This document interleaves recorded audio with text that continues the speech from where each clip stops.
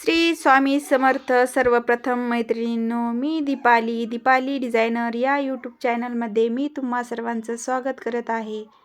आपल्याला येथे अशा प्रकारे मार्किंग करून घ्यायची आहे बाहीला हाताने आरी वर्क करण्यासाठी.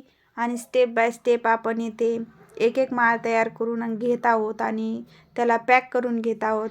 तर असे एका याला मी 7-7 मणी टाकलेले आहे. त्याच्या खाली एक छोटासा मोती घेतलेला आहे, तर त्याने खूप सुंदर असं बाहीला लूक येतं. तुम्ही सुद्धा खूप सोप्या पद्धतीने असं घरच्या घरी आरी वर्क बाहीला तयार करू शकता.